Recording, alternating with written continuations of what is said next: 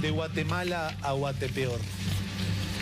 Vamos a hablar de lo que está pasando en el país, los hechos de narcotráfico, qué pasa, acusaciones, policía, señor que tiene a sicarios colombianos a su servicio, la justicia en tela de juicio, nunca mejor dicho, y no es un furcio, sí, estoy hablando en serio.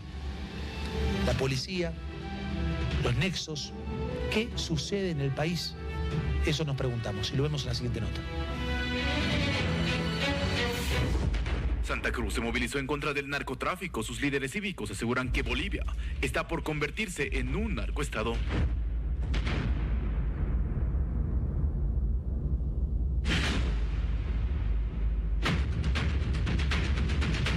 Nosotros estamos aquí hoy porque queremos vivir en un país digno, sin narcotráfico, con una justicia al servicio de la verdad y nuestras familias protegidas por el Estado.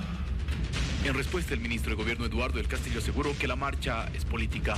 ¿Dónde estaban cuando un funcionario del gobierno de Áñez estaba siendo buscado por la DEA y tenía sello rojo? Nunca hicieron una marcha. Lo cierto es que el caso de Misael Nayar y los 3 uniformados asesinados hizo más grande la pregunta de si existe un vínculo entre los narcotraficantes y los policías. A eso se suma las contradicciones de las investigaciones entre los mismos policías y fiscales. Hasta el momento se han logrado identificar como responsables de estos hechos al señor John Walter Tibaduiz Hernández, de nacionalidad colombiana, el señor Raúl Caballero Mosquera, de nacionalidad boliviana. No cursa el nombre de ese señor. Estamos esperando recabar la información necesaria, se están emitiendo los requerimientos necesarios para verificar si es que el mismo estaba en el país y si tiene algún tipo de participación o no en el hecho, pero no existe un informe oficial que vincule al mismo con el hecho delictivo. Nayar es yerno de Einar Lima Lobo, quien fue extraditado en 2021 a Brasil, donde lo sentenciaron a 14 años de prisión por narcotráfico. En 2019 se descubrió que el clan Lima Lobo tenía nexos con cárteles, por eso Lima Lobo fue detenido. Otro antecedente es la supuesta fiesta de Nayar con el cantante colombiano Jesse Uribe. Habían estado presentes jefes narcotraficantes de México y Colombia. La FELCEN estaba a punto de intervenir. Sin embargo, habrían recibido una llamada para retirarse. Sobre esto, la Fuerza contra el Narcotráfico ya tiene una solicitud para que se explique lo que pasó. Ha demostrado más de 7 declaraciones de personas que han visto todos y cada uno de los hechos. El ministro dice que hay 7 testigos. No, yo no los he visto. No lo he podido observar. Pero en las últimas horas fue un diputado del MAS que denunció que su mismo partido recibió financiamiento de un narcotraficante en 2014.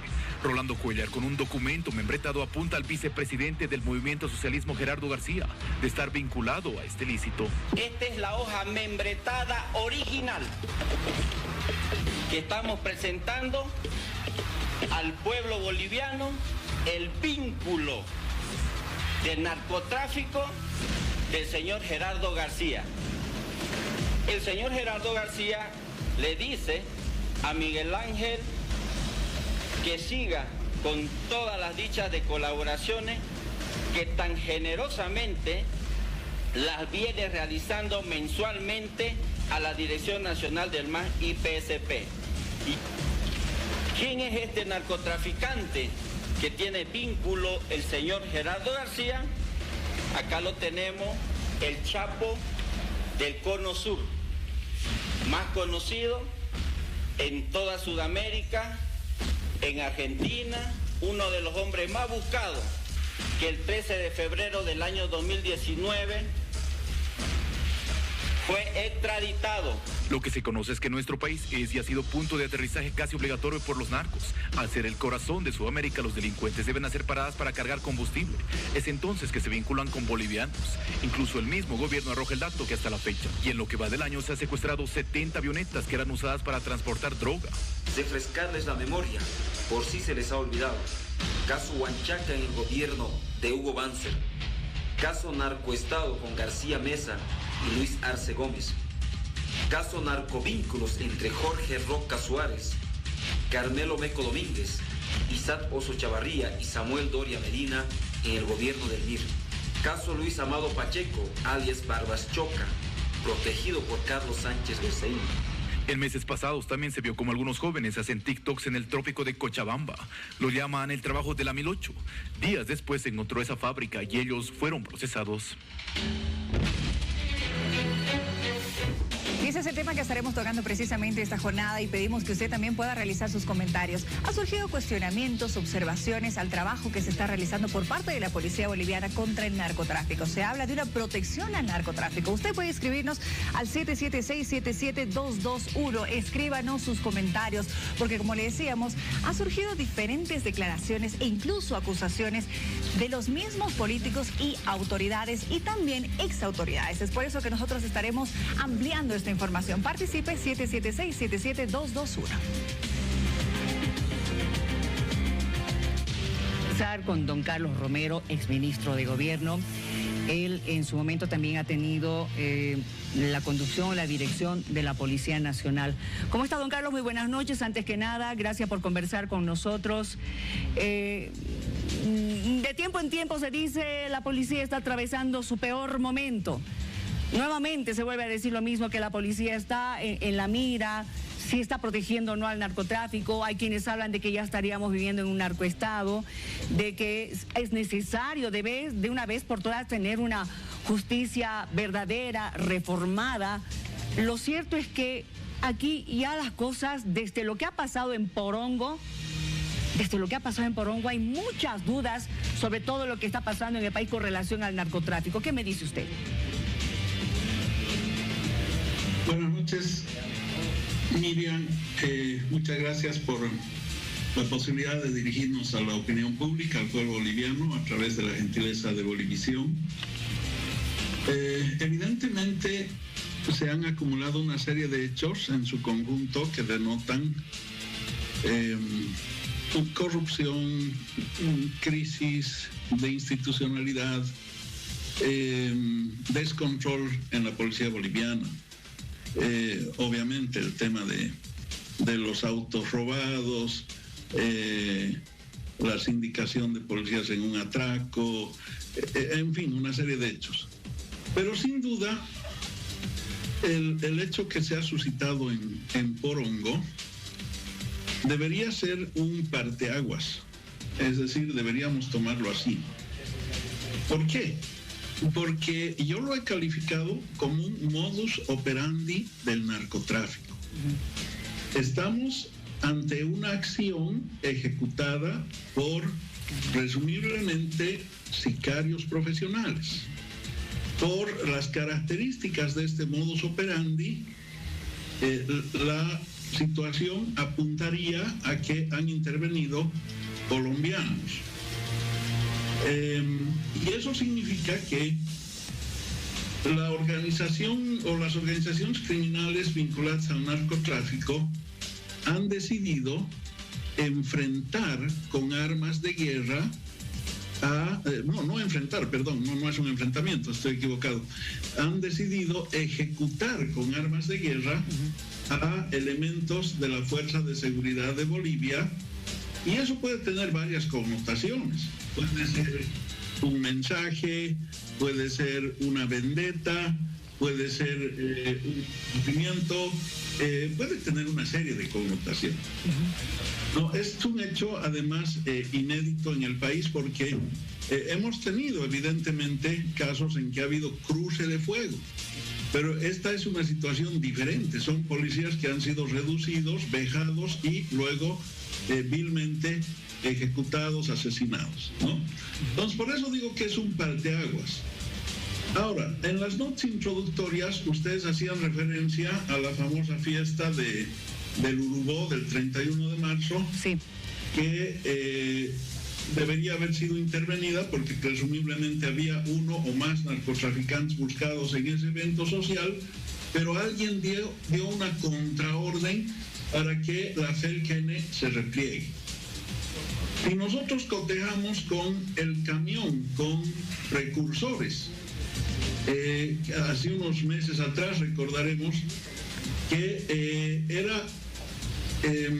era objeto de una acción de interdicción, pero alguien dio una contraorden y esa interdicción quedó igualmente interrumpida Y si tomamos en cuenta además que cuando había una patrulla que se internaba presuntamente en una fábrica que luego fue corroborada en Vallesata y hubo una contraorden, ¿cuál es, en estos tres casos, cuál es el elemento común? El elemento común es que estamos frente a hechos vinculados al narcotráfico por sus características, y el otro elemento común es que en los tres hechos existen contraórdenes, y las contraórdenes tienen que venir de una instancia superior. Por eso nos hemos permitido señalar de que hay protección. Cuando usted habla de que hay protección, señor Romero, usted no es el único. Hay varias personas que lo dicen, personas que están en el MAS en este momento, diputados. El mismo ministro de Gobierno ha señalado de que se está protegiendo al narcotráfico. ¿Pero quién? ¿O quiénes son? Y no es de ahora. No es de ahora. El tema de los narcoaudios nomás también nos ha llevado a que la policía, la FELCN, los efectivos sean investigados con incluso una prueba, la prueba de, ahorita se me fue de la cabeza, para ver si estaban mintiendo o no. Entonces, la del polígrafo, exactamente la del polígrafo. Entonces, estamos ante un caso que viene de hace mucho tiempo. Ahora, aquí el problema es el siguiente. Uno, identificar evidentemente quién está protegiendo al narcotráfico o quién es y qué se puede hacer. ¿Cuál es la solución o qué medidas hay que tomar? Porque alguien dice la justicia tiene que ser de una vez reformada o mejorada. ¿Será suficiente aquello o es que hay que intervenir de otra manera? Perdón, Miriam, voy a dividir en tres partes su pregunta. La primera, el país ha tenido una política de lucha contra el narcotráfico exitosa, saludada por los organismos internacionales, inclusive objeto de un reportaje en The New York Times, y de hecho el país del 20% de cultivos de hoja de coca redujo a 10% en la región. Tuvo la capacidad de constituir un centro de inteligencia regional antinarcóticos acá en Santa Cruz con oficiales de alta graduación de las policías de los países vecinos, que por lo menos dio con el paradero y entregó a 10 cabezas del narcotráfico, y otras acciones que fueron exitosas. Pero luego, desde el año 2020, muchos cabecillas del narcotráfico fueron liberados, se perdió el control, el Ministerio de Gobierno se dedicó a perseguir políticamente y no a luchar contra la criminalidad, se empoderó políticamente a algunos niveles de la policía por su lealtad política con el gobierno de facto, y eso generó un descontrol que no ha sido revertido. Ahora, en los hechos que usted señala, esto de los narcoaudios y demás, hay otra característica común, que es lo que lleva a la preocupación de la ciudadanía. Tiene que ver con el hecho de que nadie cae. ¿No es cierto? Esta frase de caiga quien caiga es una frase hueca porque nadie cae. Es decir, se producen estos hechos anómalos y no cae nadie. Ahora, obviamente, se puede hacer todo un debate y decir hay que reformar la justicia, hay que hacer una reforma estructural en la policía. Ya, pero estas son medidas a mediano plazo. El tema es qué hacemos hoy día. Exacto. Y hoy día lo que tenemos que hacer es que caigan los responsables, que se les corte su cabeza, que sean entregados ante la justicia, que sean establecidos sus vínculos, sus nexos. ¿Quiénes han dado las contraórdenes? Eso es lo que hay que establecer. ¿Y por qué esas personas que han dado contraórdenes, no es cierto, no están identificadas?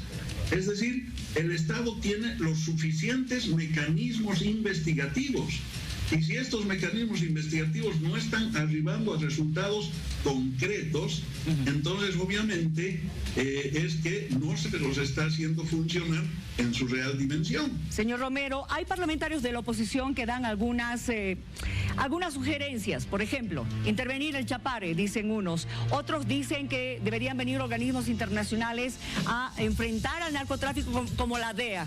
¿Qué opinión tiene usted de estas ideas? Bueno, Miriam, no quiero que se me entienda como una posición de soberbia, de ninguna manera. Pero he estudiado mucho el tema. He dirigido el Ministerio de Gobierno 7 años, ¿no es cierto? Y más o menos yo no voy a caer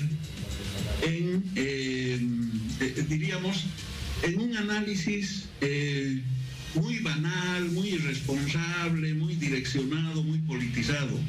Yo he escuchado cosas inaceptables en redes sociales o en medios de comunicación, ¿no? Algunos dicen, en Santa Cruz los cruceños se están dedicando al narcotráfico, y es una ofensa, ¿no es cierto?, para el pueblo cruceño. Como también algunos dicen, no, en el Chapare está el narcotráfico. Falso, mentira. O sea, este hecho se ha producido en Porongo, no se ha producido en el Chapare. En el Chapare estaba la fábrica de Vallesata y hay actividades irregulares vinculadas al narcotráfico y obviamente tienen que ser objeto de persecución permanente. El problema es que el narcotráfico se ha irradiado territorialmente, ¿no es cierto? Por eso es que tenemos no solamente algunas poblaciones del Beni sobre las que se ha perdido control, yo lo dije hace varios meses atrás. Segundo, tenemos áreas críticas en la chiquitanía cruceña y tenemos áreas críticas en zonas de frontera.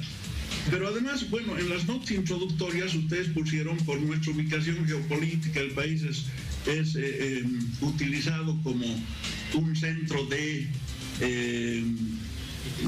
tránsito más o menos, y esta caracterización es correcta, sí. Pero además se ha empezado a secuestrar, como hace unos días atrás en Chile, clorhidrato de cocaína. ¿Qué significa eso?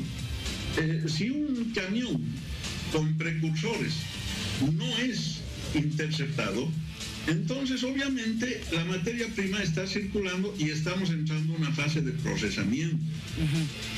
¿Y cómo podemos concluir entonces hasta esta parte? Que hay descontrol. Y cuando hay descontrol, las organizaciones narcotraficantes se potencian, ¿no es cierto?, ganan más dinero, compran más armas, compran más vehículos, etcétera, etcétera. Un tema que no quiero dejarlo pasar, aprovechando su gentileza, abusando de la gentileza de ustedes. El tema de las armas. O sea, ¿cómo pueden estar circulando armas de guerra en manos particulares? Claro, las que se utilizaron, las que se usaron en Porongo, justamente. Y no quiero dejar pasar esta pregunta, por favor, antes de que se me vaya, porque en horas pasadas el diputado Rolando Cuellar, usted ha debido escuchar, ha hecho unas declaraciones en torno a unas cartas que estarían prácticamente involucrando a el vicepresidente del Movimiento al Socialismo con nexos con un narcotraficante argentino de nombre José Miguel Farfán, y que este mismo José Miguel Farfán habría incluso dado dinero para la campaña del Movimiento al Socialismo desde el 2014.